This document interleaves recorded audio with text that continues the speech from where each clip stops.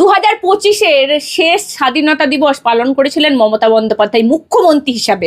2026-এ 15ই August Suvendu Adhikari প্রথম মুখ্যমন্ত্রী হিসাবে স্বাধীনতা দিবস পালন করবেন কাল। কিন্তু তার আগে শুভেন্দু অধিকারীর সরকারকে কত নাম্বার দিচ্ছেন বিশ্বনাথ চক্রবর্তী? আমার সঙ্গে রয়েছেন রাজনৈতিক বিশ্লেষক বিশ্বনাথ চক্রবর্তী। কথা বলবো স্যার, অনেকগুলো ঘটনা এর মধ্যে ঘটে গেছে, সব মানে যা যা মমতা বন্দ্যোপাধ্যায়ের আমলে আমরা প্রশ্ন তুলতাম সেই বিষয়গুলো এখন কিন্তু ঘটে গেছে। যদি বলেন ধর্ষণ, এই সরকারের আমলেও ধর্ষণ হয়েছে, তাদের কি সাজা হয়েছে। যদি বলেন দুর্নীতি, তোলাবাজির এত ঘটনা শোনা যাচ্ছে, এত খবর শোনা যাচ্ছে, মানে সব ক্ষেত্রেই আমরা আলোচনা করতে পারি এই সরকারকে নিয়েও। এই স্বাধীনতা দিবস এই সরকার পালন করবে 26-এ, কালকে শুভেন্দু অধিকারী এই সরকারের মুখ্যমন্ত্রী হিসেবে পালন করবেন, তো কত নাম্বার দেবেন? দেখো, আমি কিন্তু তারপরেও বলছি শুভেন্দু অধিকারীর পরিশ্রম, তার লড়াকু ভাবনা, মুখ্যমন্ত্রী হিসাবে দায় দায়িত্ব তিনি যেভাবে পালন করছেন, আমি কিন্তু 100-র মধ্যে 80 নম্বর দিব। এবং যে 20 নম্বর দিতে পারলাম না সেটা বিজেপি দলের জন্য দিতে পারলাম না, যে 20 নম্বর দিতে পারলাম না সেটা কেন্দ্র সরকার যে পরিমাণে টাকা দেবে বলে আমরা আশা করেছিলাম সেই টাকা পায়নি বললে ও অনেক কাজ করতে পারছে না, সেই কারণে দিলাম না। যে 20 নম্বর দিলাম না সেটা কারণটা হলো যে তার মন্ত্রিসভার এমন কোনো সদস্য নেই যার অভিজ্ঞতা আছে।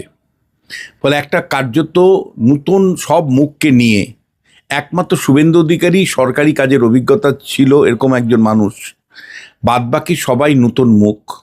তাদেরকে নিয়ে তিনি যে নেতৃত্ব দিচ্ছেন এবং যে দ্রুততার সাথে কাজ করছেন এবং যে কোনো ঘটনা ঘটলে দ্রুততার সাথে চলে যাচ্ছেন, এখনও শুভেন্দু অধিকারী আছেন।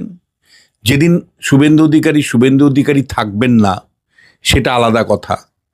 আমরা যারা শুভেন্দু অধিকারীকে বহু বছর ধরে চিনি, জানি, আমি আবারও তোমায় বলছি শুভেন্দুর জীবনশৈলীর 1 ইঞ্চিও পরিবর্তন ঘটেনি মুখ্যমন্ত্রী হওয়ার পরে। তার পরিশ্রম সকাল থেকে শুরু হয়, 5:30টার সময় উনি উঠেন, রাত্রি 2টো পর্যন্ত, কার্যত 1:30-2টা পর্যন্ত এখন উনি মানুষের সাথে যোগাযোগ করেন।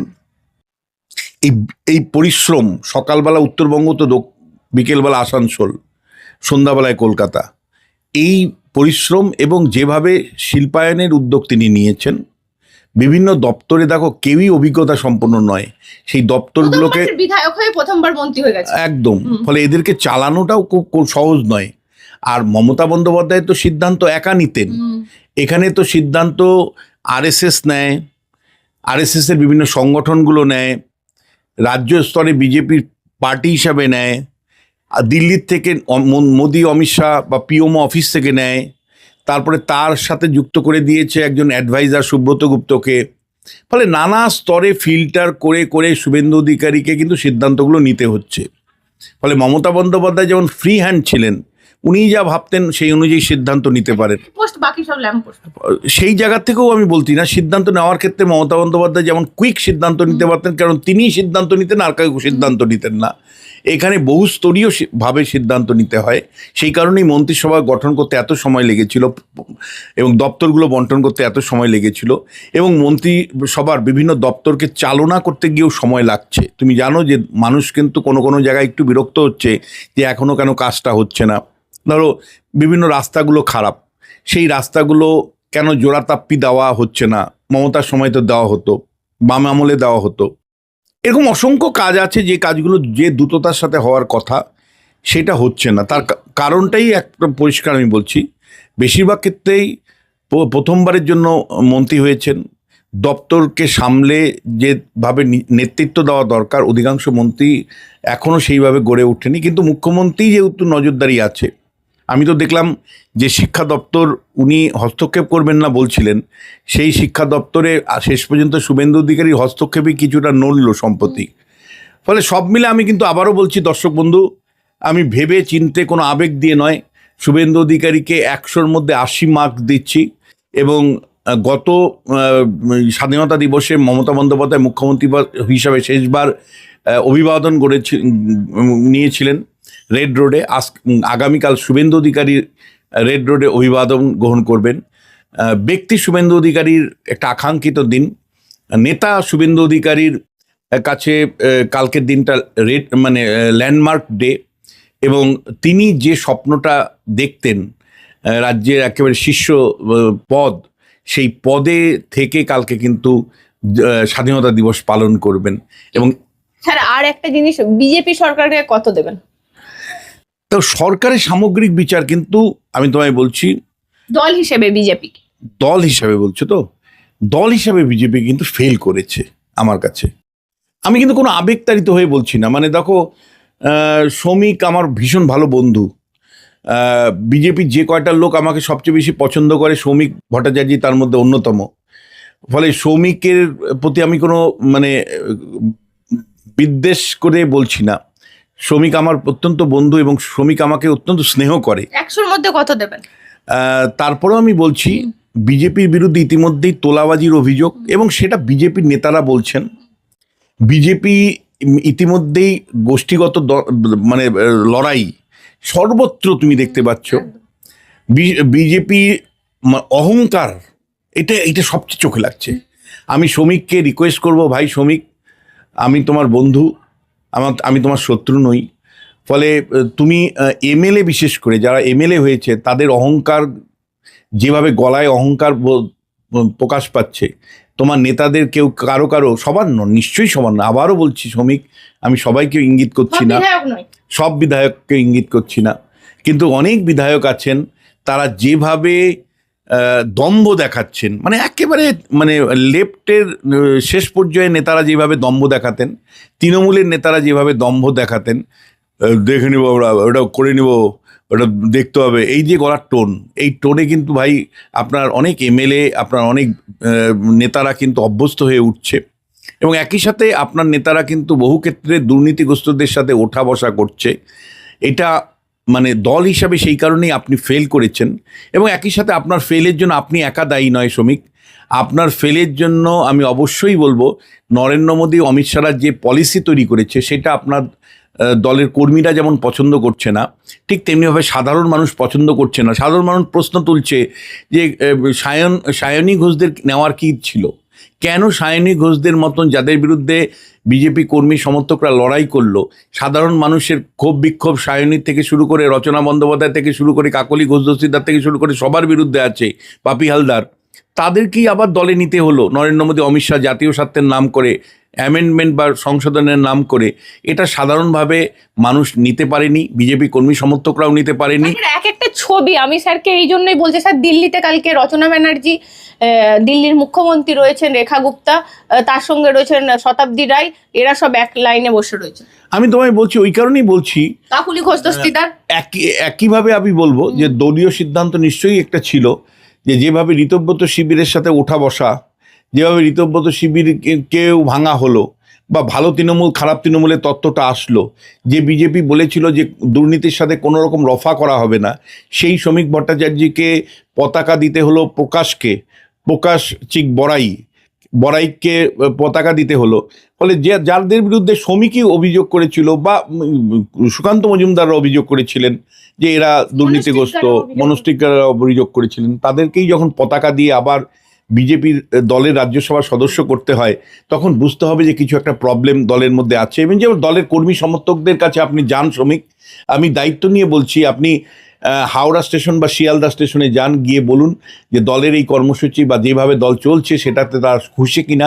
একেবারেই খুশি নয়, একেবারে পরিষ্কার গোষ্ঠীগত দ্বন্দ্ব পরিষ্কার আমি দেখতে পাচ্ছি।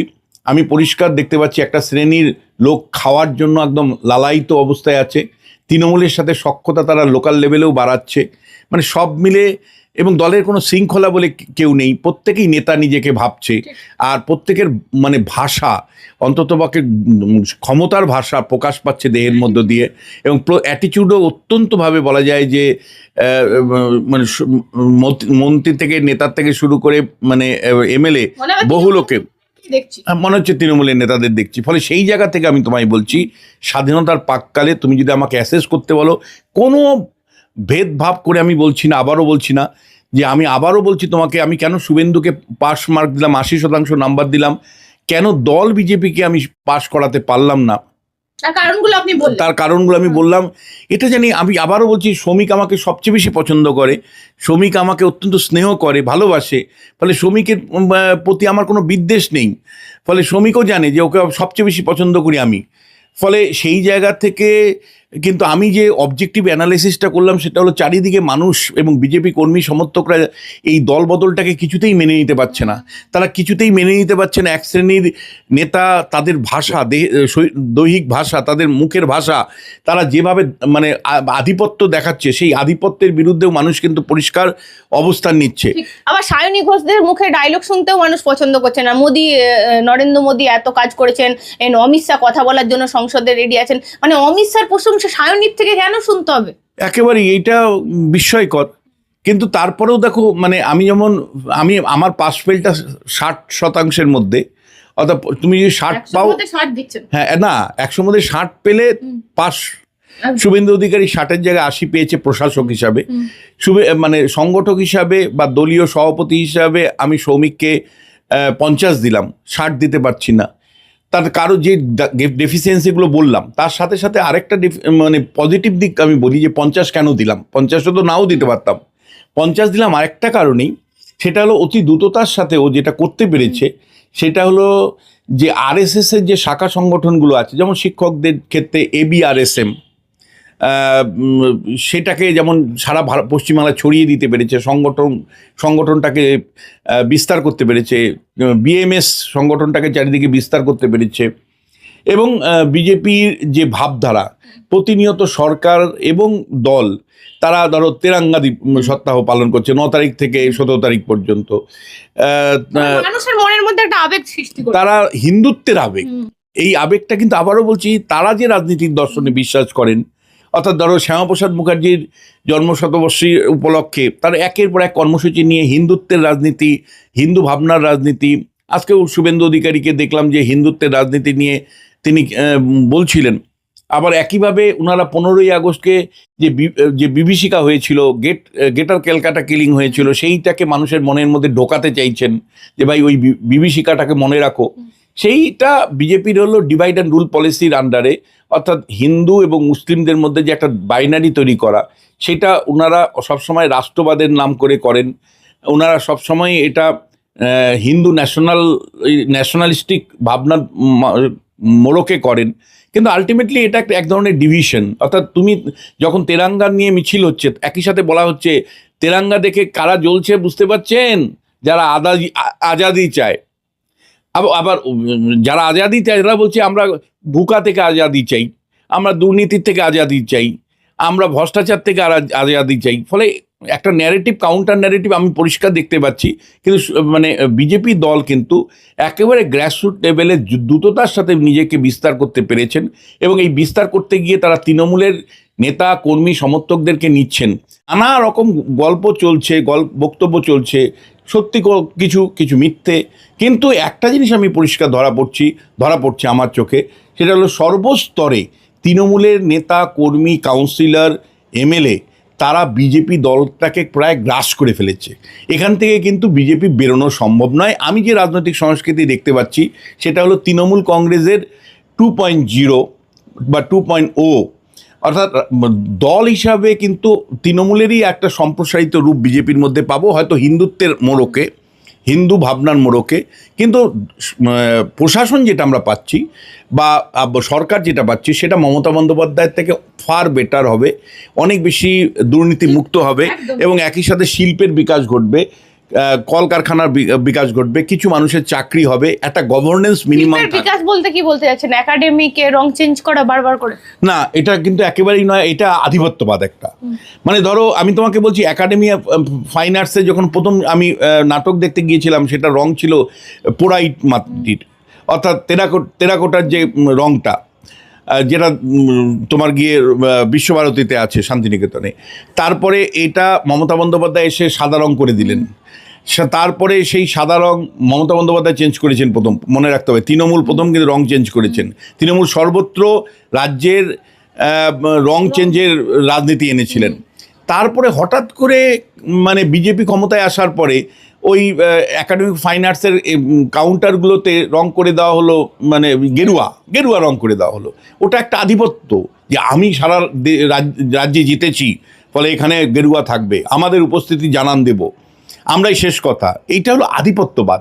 আবার সেই আধিপত্যবাদের বিরুদ্ধে বামেরা কি করলো, বামেরা যেটা করলো, যেটা হলো শ্রমিক ভট্টাচার্য রাজ্য সভাপতি, যিনি আমাকে খুব পছন্দ করেন, সেই শ্রমিক ভট্টাচার্য কিন্তু আমি লক্ষ্য করলাম সবাইকে অনুরোধ করেছিল 15 দিন আমাকে সময় দিন, আমি 15 দিনের মধ্যে ব্যবস্থা নিব। 15 দিন কিন্তু সময় দেয়নি।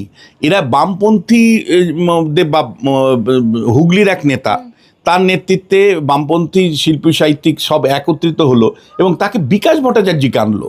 দেখো, বিকাশ ভট্টাচার্য ব্যক্তিভাবে মানে আসতেই পারে, সংবিধানে 19 নম্বর ধারায় তার অধিকার আছে আসার। কিন্তু যে প্রশ্নটা আমরা রাখতে চাই, যে যেই মুহূর্তে আপনি বিকাশ ভট্টাচার্য সিপিআইএম নেতাকে আনলেন, তখন সেখানে কিন্তু এক ধরনের আধিপত্য তৈরি হলো। না, শিল্পী তো থাকলোই না, সেটা একটা আধিপত্যবাদ তৈরি হলো। এবং সেই আধিপত্যবাদ কি, যে ভাই এই গেরুয়াটা সঙ্গে সঙ্গে নিজের হাতে মুছে দাও, সাদা করে দাও। আবার সেই সাদাটাকে কি বিরোধীরা সাদা করেছে, রুদ্রনীলের নেতৃত্বে তখন মানে যে লোকজন, তারা মানে 1 ঘন্টার মধ্যে সেটাকে আবার গেরুয়া করে দিল। কিন্তু আমি বেসিক প্রশ্ন দুটো জায়গায় রাখবো। একটা হলো, এই আধিপত্যবাদের রাজনীতি তুমি পরিষ্কার বুঝতে পারছো, যে যখন ক্ষমতায় থাকছে তার মতন করে রং করার একটা প্রবণতা থাকছে, এবং তার মধ্যে দিয়ে জাহির করা যে আমরাই শেষ কথা। দ্বিতীয় যেটা আমি রাখতে চাই, যে একাডেমিক অফ ফাইন আর্টস হলো একটা ট্রাস্টির মাধ্যমে চলে, মানে অন্যের সম্পত্তি, ট্রাস্টি মেম্বাররা হলো ওখানে সিদ্ধান্ত নেয়। আচ্ছা, তোমার বাড়িতে আমি গিয়ে রং করতে পারি? তোমার বাড়িতে আমি অনুমতি ছাড়া রং করতে পারি? এটা তো ঠিক তাই হয়েছে, যে যখন গেরুয়া রংটা করা হলো, মানে বিজেপি যারা করলেন, তারা তো ট্রাস্টির সম্পত্তিতে গিয়ে অনধিকার চর্চা করলেন, অর্থাৎ অন্যের বাড়িতে গিয়ে রং করে দিয়ে আসলেন। আবার যখন বিকাশ ভট্টাচার্যের নেতৃত্বে রংটা চেঞ্জ করা হলো, ওনারা কি ট্রাস্টিদের অনুমতি নিয়ে রংটা চেঞ্জ করলেন? বা মমতা ব্যানার্জি কি চেঞ্জ করেছিলেন? না, আমি বলছি ট্রাস্টির, তো তাহলে ভুল করেছিলেন স্যার। ট্রাস্টির মতামত কি নেওয়া হয়েছিল? তাহলে একাডেমি অফ ফাইন আর্টস হলো অন্যের একটা বিল্ডিং, যে বিল্ডিংয়ে তুমি গিয়ে তোমার মতন করে রং তুলি দিয়ে রং লাগিয়ে দিচ্ছ, এটা তো তোমার বাড়িতে হলে তুমি মানবে? ট্রাস্টির মেম্বারদের তো উচিত এফআইআর করা। ট্রাস্টির মেম্বারদের তো উচিত, সেটা বিকাশ ভট্টাচার্য হোক, সেটা রুদ্রনীলই হোক, বা যারা যারা যেভাবে যুক্ত আছে, আমি জানি না কারা যুক্ত আছে, কীভাবে যুক্ত আছে, তাদের বিরুদ্ধে সরাসরি একবার আনলফুল অ্যাক্টিভিটির সাথে যুক্ত হওয়ার জন্য বা মানে ড্যামেজ করার জন্য সরাসরি থানায় দ্বারস্থ হওয়া উচিত, যে মামলা করা উচিত। স্যার, এবার আমি আরেকটা বিষয়, যেটা খুব গুরুত্বপূর্ণ বিষয়, শুভেন্দু অধিকারীর কাছে কি কি চ্যালেঞ্জ থাকবে সেটাও যেমন জিজ্ঞাসা করব, তেমন আমি আরজি করের ক্ষেত্রে বলছি, নির্মল ঘোষ যার বিরুদ্ধে এত অভিযোগ ছিল, তাকেও কিন্তু গ্রেপ্তার করা হয়েছে। শুভেন্দু অধিকারীর রুট থেকে কিন্তু যার যার প্রতি মানুষের রাগ ছিল, বিনীত গোয়েল হতে পারে, সেটা যার যার প্রতি, সেইগুলো কিন্তু ব্যবস্থা নিচ্ছে তিনি নিজের মতো করে, মানে নিজের যতটা পাচ্ছেন। আমি দেখো শুভেন্দুকে যখন আমি 80 নম্বর দিয়েছি, বিশ্বাস করো আমি কোনো আবেগ থেকে দিইনি। বিলিভ মি, আমি যদি মানে বুকটা চিরে তোমাদের দেখাতে পারতাম, যে আমি কিন্তু ভেবে চিনতে, আমি জানি অনেক বামপন্থীরা আমার উপরে অসন্তুষ্ট হবেন, অনেক বিজেপির লোকরা অসন্তুষ্ট হবেন, কিন্তু আমি কিন্তু বলছি যে শুভেন্দু যে পরিশ্রম করছে, যে প্রতিশ্রুতি দিয়েছে, একটা প্রতিশ্রুতি থেকে সরেনি। দিনের পর দিন অবহেলার ঘটনার পরে শুভেন্দু অধিকারী এতটাই বিচলিত ছিলেন, তিনি নিজে তোমার নবান্ন ঘেরাওয়ের ডাক দিয়েছিলেন, তার লোকরা গিয়ে নবান্ন ঘেরাও করেছিল, পার্টির পতাকা ছেড়ে। সেই লড়াই শুভেন্দু অধিকারী সেদিন দিয়েছিলেন, এবং বামপন্থীরা যেহেতু এই আরজি করের আন্দোলনের নেতৃত্ব দিয়েছিল, তাই কখনো শুভেন্দু অধিকারীকে সেইভাবে গুরুত্ব দেয়নি, বা জাস্টিস গাঙ্গুলিকে, অভিজিৎ গাঙ্গুলিকে তারা গুরুত্ব দেননি, বরং গো ব্যাক করে তাড়িয়ে দিয়েছেন। কিন্তু অগ্নিমিত্রা পালের নামও আমি বলতে চাই। কিন্তু শুভেন্দু অধিকারী নির্বাচনের সময় শুধুমাত্র অভয়ের মাকে প্রার্থী করেছিলেন তা নয়, ন্যায় বিচারের প্রশ্নে তিনি বলেছিলেন যে আমরা আপোষহীন হব। শুভেন্দু অধিকারী তার কথা রেখেছেন। এই পর্বে এক হলো, তিনি মানে মমতা বন্দ্যোপাধ্যায় কি করেছিলেন, মমতা বন্দ্যোপাধ্যায় এই তদন্তটা শেষ, এই ভাবটা দেখিয়েছিলেন যে একজন ব্যক্তি কেবলমাত্র অপরাধী, এন্ড করে দিয়েছিলেন, তদন্ত কলাপস, মানে ক্লোজ শাট, এবং আর কোনো ন্যায় বিচারের সুযোগ নেই, ওই একজন ব্যক্তি কেবলমাত্র দোষী। শুভেন্দু অধিকারী ক্ষমতায় আসার পরে, মুখ্যমন্ত্রী হওয়ার পরে আমি বলবো পর পর দরজাগুলো উনি খুলছেন। একটা হলো সিবিআই টিম চেঞ্জ হয়েছে, দুই হলো নতুন করে তিনি 3 জন আইপিএস অফিসারকে সাসপেনশন করেছেন, 3 নম্বর হলো যে তিনি এই যে নির্মল ঘোষ। মানে যেটা সবচেয়ে গুরুত্বপূর্ণ ছিল বডিকে কিভাবে জ্বালিয়ে দেওয়া তার। ক্রিমেশন করা হয়েছিল, জ্বালিয়ে দেওয়া হয়েছিল, কি তাদের নির্মল ঘোষদের রোল কি ছিল, কাউন্সিলরদের রোল কি ছিল, তার সাক্ষরেদের রোল কি ছিল, সেটাকে তদন্তের মধ্যে এনেছেন এবং প্রাথমিকভাবে তদন্ত করে তারা যা পেয়েছেন তার ভিত্তিতে নির্মলকে অ্যারেস্ট করা হয়েছে। 14 দিন তিনি জেল হেফাজত হয়ে গেছে আজকে, তার সাক্ষরেদেরও তাই হয়েছে। এবং একই সাথে আমি বলবো যে সেদিন হুলিগান যারা 14ই আগস্ট রাত্রেবেলা মানে একদল হুলিগান গিয়ে আজ রাতে আমরা যেটা কথা বলছি আজকের দিনে হ্যাঁ। একদল হুলিগান, তোমার মনে থাকতে পারে আরজি করে যখন আন্দোলন চলছিল তখন কোথার থেকে কেউ বলছে যে বেলগাছিয়া থেকে গিয়ে, কেউ গিয়ে বলেছে যে বেলেঘাটার থেকে গিয়ে একদল হুলিগান যারা হসপিটাল ভাঙচুর, তারা হসপিটাল ভাঙচুর করেছে, তারা সাক্ষ্য মানে লোপাট করেছে, আন্দোলনকারীদের বেধড়ক পিটিয়েছে। এদেরকে চিহ্নিত করে শাস্তির কিন্তু ব্যবস্থা করা হবে, এটা আমরা আশা করি। ফলে সব মিলে কিন্তু আমি বলবো যে কেসটা ক্লোজ অ্যান্ড শার্ট বলে মমতা বন্দ্যোপাধ্যায় বলে দিয়েছিলেন। সেই আরজি করের ইস্যুটাকে ডায়েরি শুধু খুলেছে না, তার বিরুদ্ধে ব্যবস্থা উনি সক্রিয়ভাবে নিচ্ছেন। ফলে এই মুখ্যমন্ত্রীকে যদি আমি 80 নম্বর না দিই তাহলে আমি বিধর্মী হব।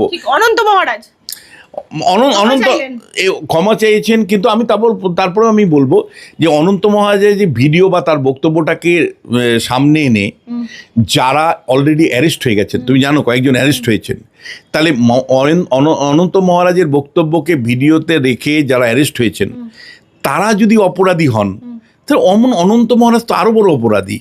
আরেকটা বিষয় স্যার, আরেকটা বিষয়ে যেতে হবে, শুভেন্দু অধিকারীর কাছে কি কি চ্যালেঞ্জ থাকবে আগামী স্বাধীনতা দিবস পর্যন্ত। আমি যদি এই রুটটাই আজকে 14ই আগস্ট কথা বলছি, আবার আগামী 14ই আগস্ট আমরা বিশ্লেষণ করব, কি চ্যালেঞ্জ থাকবে? প্রথম হলো পার্টিকে সংহত করা। পার্টি যদি তৃণমূলীকরণ হয়, মানে বিজেপির পূর্ণাঙ্গ তৃণমূলীকরণ হলে শুভেন্দু শত চেষ্টা করলেও কিন্তু সাকসেস হবে না, ভালো কাজ করতে পারবে না এবং সাকসেস হবে না। এবং প্রতিনিয়ত যদি সমাজ মনে করে যে এটা তৃণমূলের একটা দ্বিতীয় ভার্সন, তাহলে কিন্তু শুভেন্দুর যে গ্রাফ সেটা কিন্তু নিম্নগামী হবে। ফলে শুভেন্দু অধিকারীকে আরও একটু সময় পার্টির জন্য দিতে হবে এবং পার্টি যাতে সুশৃঙ্খলভাবে চলে, পার্টি যাতে দাদাগিরি না করে এবং পার্টি যাতে দাদাগিরি না করতে পারে তার জন্য আইনের শাসন প্রতিষ্ঠা করা। যে ভাই যদি ধরো আমি তোমায় বলছি 21 জন মানে বিজেপির কর্মী সমর্থক যারা মানে তোলাবাজির অভিযোগে অভিযুক্ত, তাদেরকে নাকি পার্টি বহিষ্কার করেছে। এই 21 জন কারা? মানুষের কাছে ট্রান্সপারেন্ট হও, স্বচ্ছ হও, 21 জনের তালিকা বার করো। সুমনদের থেকে শুরু করে বিশ্বনাথ চক্রবর্তী বারবার দাবি জানাচ্ছে এই 21 জন কারা। 250-র উপর নাকি তোমরা শোকজ করেছো, তারা কারা? তাদের নামের তালিকা দাও, মানুষ জানুক যারা টেন্টেড। কিন্তু এগুলো যদি না করে কেবলমাত্র পাবলিককে মানে ভাওতা দেয় তাহলে কিন্তু মানুষ মেনে নেবে না। শুভেন্দুর কাছে প্রথম চ্যালেঞ্জ হলো যে বিজেপি দলটার মধ্যে যেন পূর্ণাঙ্গভাবে তৃণমূলীকরণ না ঘটে। এইখান থেকে দলটাকে রক্ষা যদি উনি করতে পারেন তবে তার প্রশাসনিক যে কাজকর্ম সেগুলো কিন্তু মানুষের কাছে পৌঁছবে এবং আগামী দিনে রিক্রুটমেন্ট একটা বড় চ্যালেঞ্জ তার কাছে। আমরা আশা করব তিনি সর্বতোভাবে চেষ্টা করবেন যাতে ওবিসির জটটা কেটে যদি এসএসসির মাধ্যমে যেভাবে এসএসসি তিনি গঠন করেছেন একটা স্বচ্ছতার সাথে এবং রামকৃষ্ণ মিশনের একাধিক মহারাজকে ওর মধ্যে যুক্ত করেছেন, ফলে এসএসসি সম্পর্কে মানুষের ইতিবাচক বার্তা ইতিমধ্যেই এসে গেছে। যে এসএসসি কলঙ্কের প্রতীক ছিল সেই এসএসসি কিন্তু আগামী দিনে স্বচ্ছতার প্রতীক হতে পারে। শুভেন্দু অধিকারীকে অতি তৎপরতার সাথে ওবিসির যে জট আছে সেটাকে দূর করে নিয়োগ যদি উনি একবার করে দিতে পারেন, আমি তোমায় বলছি কেল্লা ফতে নিয়োগ যদি একবার যদি 20-25 অবশ্যই স্বচ্ছভাবে যদি 20-25 হাজার মানে ইয়ং ছেলে বা চাকরি পেয়ে যেতে পারে এবং বছরে বছরে যদি এসএসসি হয়, আমি বলছি শুভেন্দু অধিকারীর উপরে যে আস্থা সেটা মানুষের দিন দিন বাড়বে, এটা আমি নিশ্চিত করে বলতে পারি। একই সাথে তোমায় আমি বলবো যে উদ্যোগগুলো শিল্পায়নের ক্ষেত্রে তিনি নিয়েছেন, সেই উদ্যোগগুলো ইতিমধ্যেই কার্যকারী হওয়া শুরু করেছে। কেন্দ্র রাজ্য সম্পর্কের মধ্য দিয়ে অন্য রাজ্যগুলোর থেকে যদি আরও বেশি বিনিয়োগ তিনি আনতে পারেন এবং শিল্পায়নের যদি প্রকৃত অর্থে গ্রাউন্ড রিয়ালিটিতে আমরা শিল্পায়ন দেখতে পাই এবং কিছু পরিযায়ী শ্রমিকের সংখ্যা কমে, তোমার আমার বাড়ির ছেলেমেয়েরা যদি এই রাজ্যে কারখানাতেই চাকরি পায় তাহলে কিন্তু আমি বলবো যে এই সরকার যে কারণে গঠন হয়েছে সেটা সফল। দেখো, আরেকটা গুরুত্বপূর্ণ বিষয় আমি তোমায় বলতে চাইছি, আগামী কয়েক মাসের মধ্যেই, অর্থাৎ পুজোর পরেই কিন্তু কলকাতা কর্পোরেশনের নির্বাচন এবং হাওড়ার নির্বাচন, তার সাথে সাথে রাজ্য জুড়ে পুরসভা নির্বাচন হবে, প্রায় 111টা পুরসভার। এই পুরসভা নির্বাচনগুলো কিন্তু আরেকটা বড় জায়গা শুভেন্দু অধিকারীর জন্য, যে আমরা যে নির্বাচন দেখে অভ্যস্ত ছিলাম মমতা বন্দ্যোপাধ্যায় শাসনকালে, ভোট লুট, বাম আমলেও দেখেছি ভোট লুট, ফলে একটা স্বচ্ছ নির্বাচন পরিচালনা করতে পারে কিনা, রাজ্য সরকারের সেখানে কি ভূমিকা হয়, বিজেপি কর্মী সমর্থকদের কি ভূমিকা হয়, সমস্ত রাজনৈতিক দলের অংশগ্রহণের মাধ্যমে একটা স্বচ্ছ নিরপেক্ষ কলকাতা কর্পোরেশন, হাওড়া কর্পোরেশন সমেত সমস্ত পুরসভা নির্বাচন পরিচালনা করা যদি তিনি করতে পারেন, তাহলে শুভেন্দু অধিকারীকে সবাই সেলুট করবে।